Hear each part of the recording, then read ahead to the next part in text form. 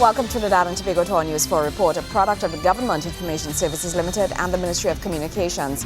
I'm Nicola Barreto. Let's take a look at the headlines.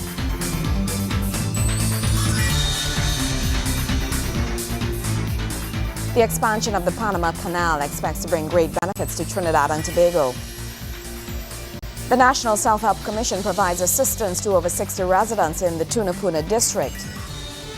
And the former Commonwealth Secretary General expresses his desire to see the fulfilling of the integration process. Thank you for joining us. The expansion of the Panama Canal by 2015 will bring great benefits to Trinidad and Tobago and the already blooming relationship between this country and Panama. Meanwhile, a recent partial scope agreement has also given way to the enhancement of trade relations. One of the largest and most difficult engineering projects ever undertaken, the Panama Canal shortcut made it possible for ships to travel between the Atlantic and Pacific Oceans in half the time previously required. The shorter, faster, safer route to the U.S. West Coast and to nations in and along the Pacific Ocean allowed those places to become more integrated with the world economy. The Panama Canal is a 77.1-kilometer ship canal that cuts across the Isthmus of Panama and is a key conduit for international maritime trade. France began work on the canal in 1881 but had to stop because of engineering problems and high mortality due to disease. The United States later took over the project and took a decade to complete the canal in 1913, enabling ships to avoid the lengthy, hazardous Cape Horn route around the southernmost tip of South America via the Drake Passage or to navigate the Strait of Magellan. The canal was taken over in 1999 by the Panamanian government, and annually traffic has risen from about 1,000 ships when the canal opened in 1914 to 14,702 vessels in 2008. By this time, more than 815,000 vessels had passed through the canal, many of them much larger than the original planners could have ever envisioned. The largest ships that can transit the canal today are called Panamax. In September 2007, work began on a US $5.2 billion project to expand the Panama Canal. The Panama Canal Expansion Project, also called the Third Set of Locks Project, will double the capacity of the Panama Canal by April 2015 by creating a new lane of traffic and allowing more and larger ships to transit. The benefits to be accrued by this initiative are far-reaching, and several countries have already begun developmental activities that will ensure that they benefit from the expansion. East and Gulf Coast port authorities are developing and deepening their harbors in preparation for the influx of giant ships, and eastern railroads are building or expanding on-dock rail facilities, building intermodal centers or advancing other plans to accommodate an expected increase in freight traffic. The United States' leading 13 ports have slated US $8.57 billion for terminal improvements and channel deepening, which is scheduled to be implemented over the next 5 years. Beyond the US, some countries in Latin America appear to stand greater beneficiaries of the expansion than other countries in the region, as Peru, Chile, and Ecuador seem to be best poised. Other Latin American countries who are attempting to welcome bigger ships via port expansions are the Dominican Republic, Jamaica, Guadeloupe, Martinique, and Trinidad and Tobago, among others. In recent months, the relationship between Trinidad and Tobago and Panama has grown tremendously. In March 2012, Prime Minister Kamla Persad-Bissessar and members of her cabinet flew to Panama for a 2-day state visit, which saw the signing of a memorandum of understanding between both countries for the export of bitumen, cement, ceramic tiles, clay tiles, steel products, and other goods manufactured in this country with preferential tariff arrangements. There was also an MOU signing on energy matters, with great prospects on fuel bunkering and significant LNG sales. In October of this year, while attending the 7th America's Competitiveness Forum in Panama, Prime Minister Kamla Persad-Bissessar and President Ricardo Martinelli signed a partial scope trade agreement, which is expected to result in economic benefits for both countries. The Honorable Prime Minister listed the products that would be traded. A selected number of goods such as citrus fruits, aerated waters, bitters, petroleum products. And for Panama, 40% of the tariff lines negotiated will receive a 100% preferential rates.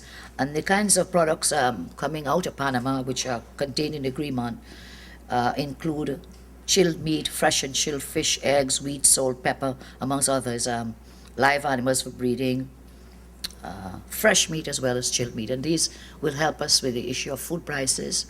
We may assist in the food production level. I'm sure my Minister of Food Production will be happy to hear that we can explore these markets now for supplies in foods for Trinidad and Tobago. These latest developments and the expansion of the Panama Canal will continue to forge strong ties between Trinidad and Tobago and Panama, as well as open opportunities for this country on the world stage. Nikolai Edwards, News 4.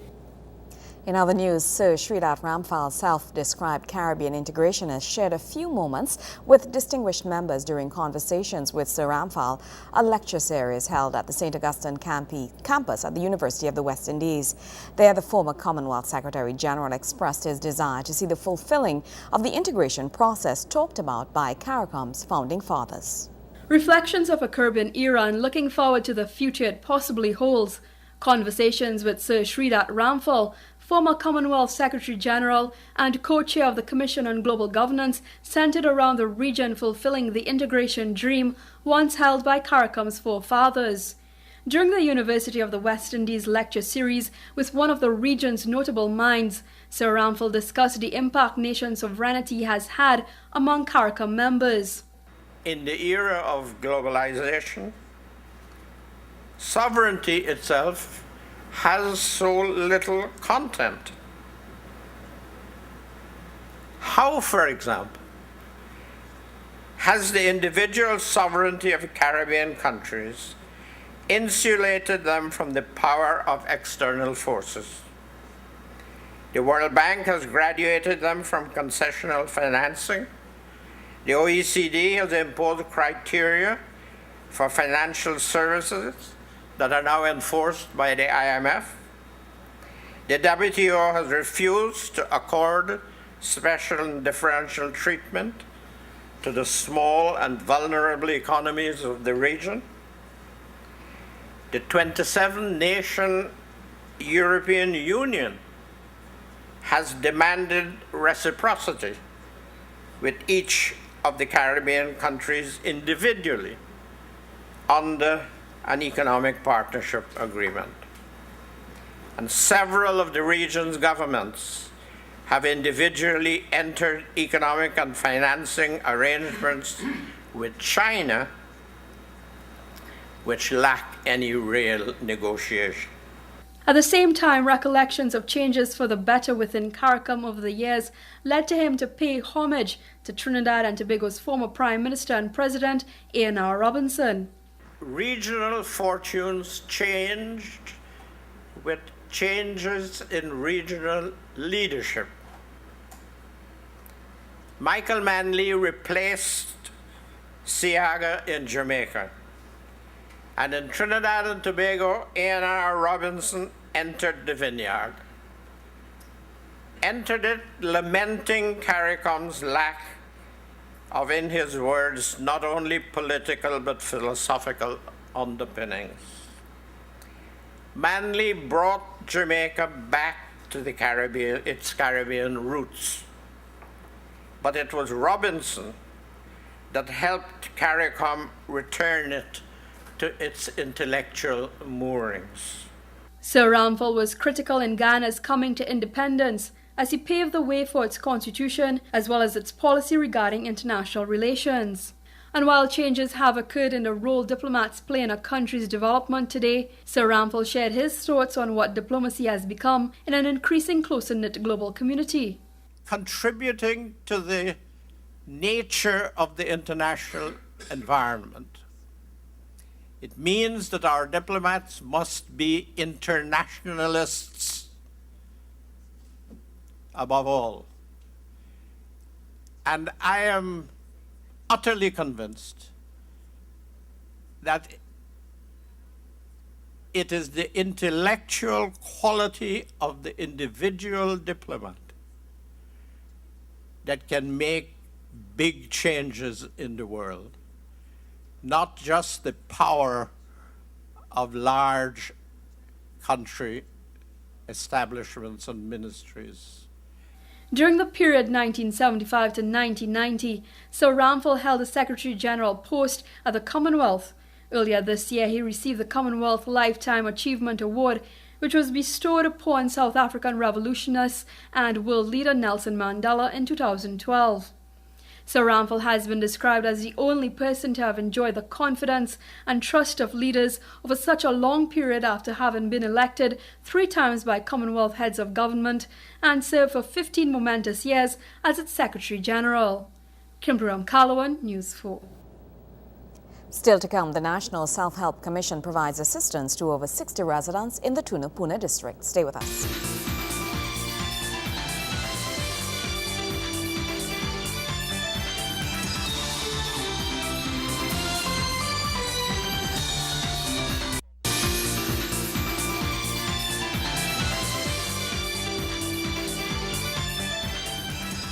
Three young Tobagonian students who excelled at the Cape level were recently awarded scholarships by the Ministry of Tobago Development as a special reception. The students were recognized for their excellent performance and other significant accomplishments while at secondary school. Permanent Secretary in the Ministry of Tobago Development, Mrs. Bernadette Solomon Koroma, encouraged the young scholars to continue on the path to excellence, as their success is also the success of the Ministry of Tobago Development as they seek to assist Tobagonians in every spectrum of life, including education. And I'm pleased this evening to celebrate 3 young Tobagonians who have made us all proud.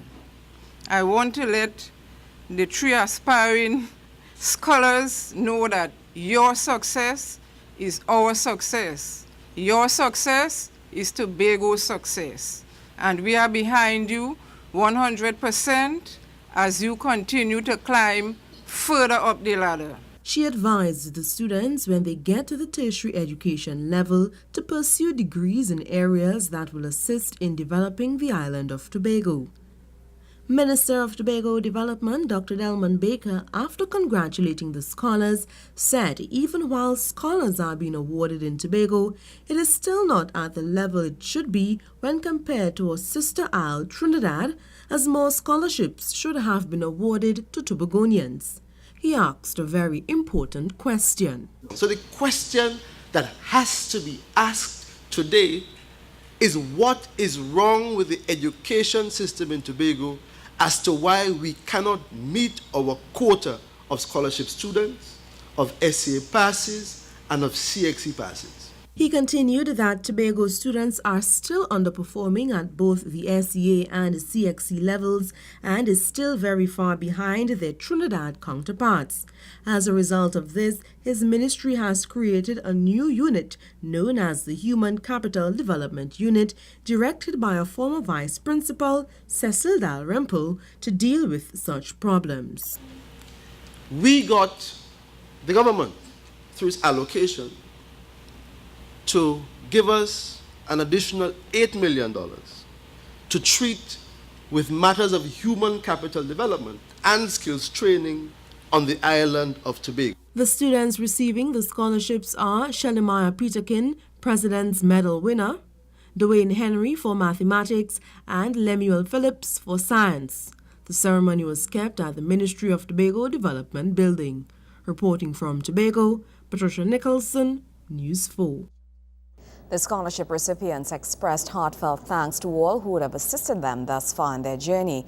Shalamaya Peterkin, who is a lone female recipient, began her secondary education at Bishop's High School, Tobago, and completed her Cape studies at St. Joseph Convent, Trinidad. I would like to express my sincerest gratitude to my parents, to my godparents, to all my family members, to my dearest friends, to my teachers and principal at St. Joseph's Convent, St. Joseph, to my teachers at Bishop's High School, to all those who supported me, who guided me, who encouraged me along the way. I say thank you for being the wind beneath my wings. I would like to send out a hearty thanks to Bishop's High School staff for pushing us, showing us the right way, and for continuously working hard with us.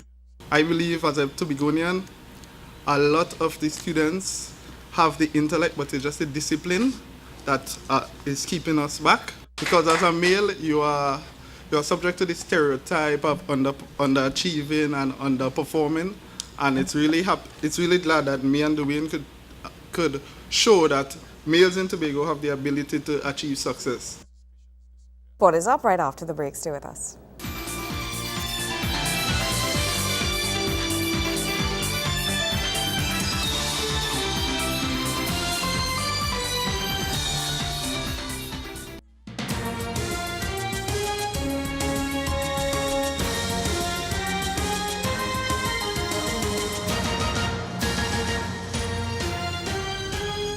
Trinidad and Tobago's senior national men's football team will kick off against New Zealand at the Hazley Crawford Stadium next week. As the team seeks to prepare for this home game, head coach Stephen Hart has finalized his 22-man squad for the game. Coach Hart is excited about making his home debut as the team prepares for its first home game under his stewardship. The friendly international against New Zealand takes place next Tuesday at the Hazley Crawford Stadium.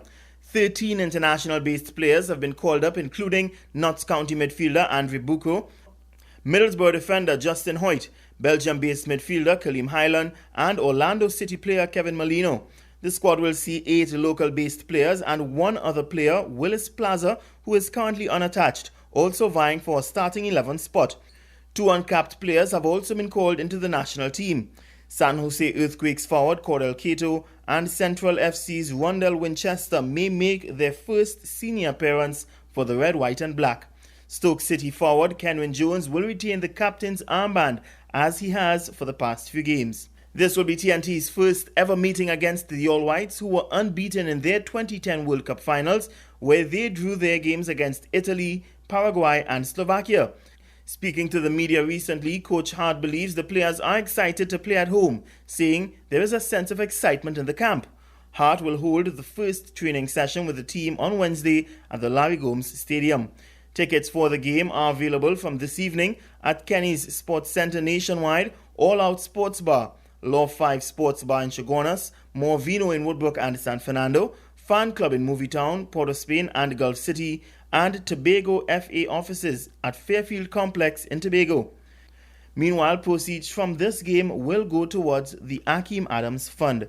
Doctors were forced to amputate the 22-year-old national defender's left leg yesterday because of necrosis in the limb.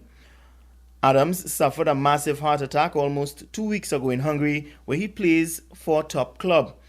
He has had 4 emergency operations since, including the insertion of an artificial mechanical heart, but circulatory problems led to the loss of body tissue in his left leg. Doctors have stabilized his circulation, but Adams' condition remains critical, as his body still is not strong enough for him to undergo the heart transplant he needs to save his life. Support for Akeem can be offered through purchasing the Akeem Adams Heart of a Warrior t-shirt, which is priced at $100 and now available at all Native Spirit stores. Gregory McBurney, News 4 Sports. News 4 continues after the break. Stay with us.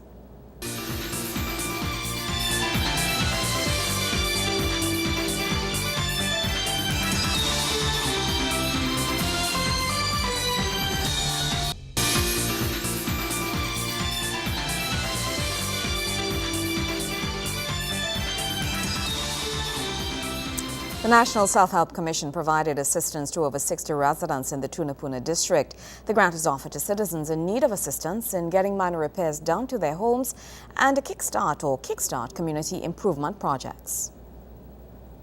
The issuing of 60 self-help grants in the Tunapuna district is being seen as not only a move to alleviate poverty, but fresh starts for families in need.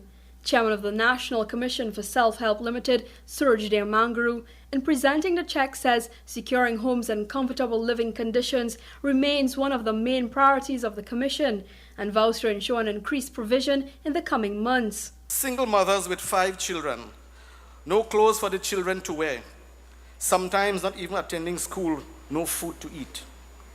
My friends, in this current fiscal period, the Commission is going to heighten its effort to treat with this type of poverty. I believe if a family is given a start, they are shown that government cares, and there is still hope. Positivity will enter into that situation. so that when we issue a grant, it is not just the provision of building materials, but rather a new beginning. But apart from home improvements, the Self-Help Commission assists in the building of bridges, schools, places of worship, homes for the aged, and the provision of basic amenities such as water and electricity. Funds are often distributed at the start of every fiscal year, and Mr. Mangaru says this year's budgetary allocations will see a number of projects kick off. Up to last week, we had to attend to 75 fire victims. Last week was the 75th fire victims. It's that bad in this country right now. 5 million social projects, houses of worship, that's like churches, temples, and mosques. 4 million retaining walls, 3.5 million drainage, 3 million roadworks, 1.9 million low-cost housing program, 600,000 bridges, 500,000 recreation, 500,000 schools, 500,000 water, 300,000 steps, 200,000 agriculture. Yes, we are encouraging agriculture now in a much larger scale than before. Brothers and sisters, this is how we plan to spend the people's money. MP for the Area Legal Affairs Minister Prakash Ramada says the move to help citizens forms part of the belief in helping those who help themselves. There was a dark period of self-help when it became less of self-help but others helping self. That's a fact. As a lawyer, I was involved in some of the issues that had plagued this commission, where the money, and I'm not surprised to hear the failure of the Self-Help Commission in the past to have attended to the purpose it was created, to help the people, when you saw many of their members becoming wealthy and the people suffered. No organization is of any value unless the people who man it are people who understand value. It's the people that matter. No government is worth anything unless the people and the communities feel a sense of belonging and that the government cares for them. And this program is just about that. As we are reminded in the Holy Scriptures that God helped those who help themselves. Persons interested in receiving assistance must complete the development program form and submit to the nearest commission office located either in San Fernando, Port of Spain, or Tobago. The National Commission of Self-Help Limited operates under the aegis of the local government ministry and was established by Cabinet in 1987 and became a registered state-owned company in 1997. Kimberly Calawan, News 4. Well, that's how we wrap up this edition of our News 4 report, a product of the Government Information Services Limited and the Ministry of Communications. I'm Nicola Barreto. Thank you for joining us.